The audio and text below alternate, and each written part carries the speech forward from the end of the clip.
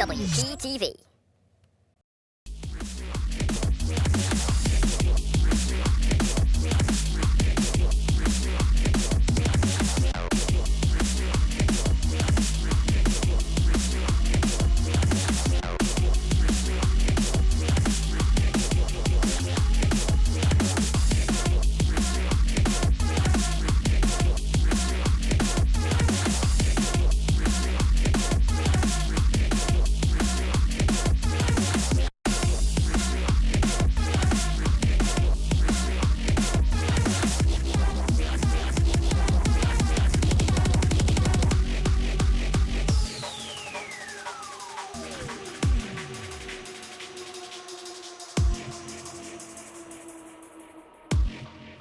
Hello and welcome back to Press Start. I'm your host, Regan McClure.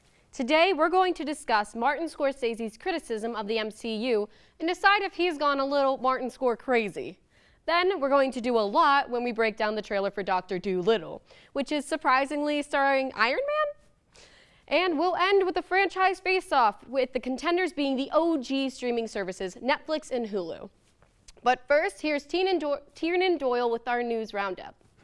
Thanks, Regan. Hi everyone, my name is Tiernan Doyle, and this is your news for this week. Microsoft has announced plans to lay out a new censorship system for Xbox Live. Not only are they aiming to censor offensive text and messages, they are also hoping to develop a new system that will detect offensive phrases and censor them in real time. Xbox Live users will be able to choose from 4 different levels of censorship: friendly, medium, mature, and unfiltered.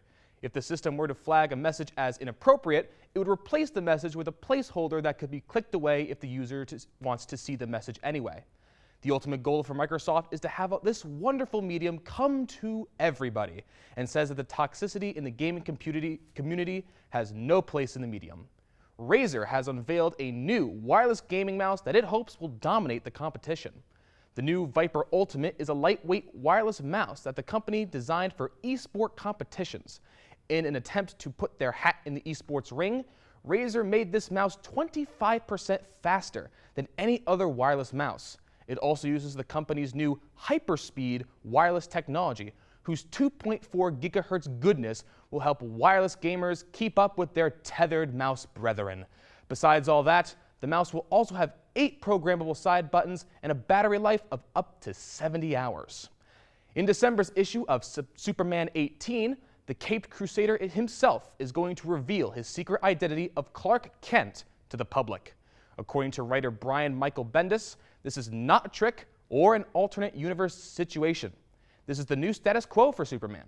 This is not the first time Superman has had his identity of Clarke Kent become public information, but the last time this happened, it didn't last long due to a universe reset. Bendis also says he is excited to explore the hundreds of new Superman stories that have never been told before, and is interested in showing the new dynamics between Superman and the other heroes and villains in this comic.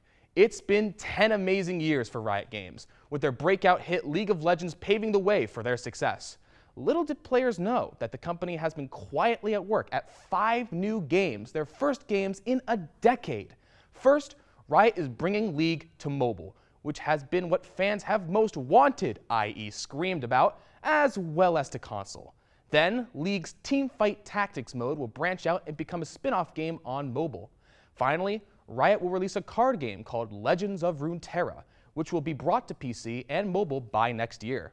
While Riot is set to diversify its gaming catalog, they have assured players that they're not abandoning the game that got them where they are now. Disney Plus, the new Disney online streaming service, has released their incredible lineup, but in a very peculiar way. They used a Twitter thread with more than 300 tweets to announce their media haul, and they have everything from Marvel movies and Miracle on 34th Street from the 1940s to Sharpay's Fabulous Adventure.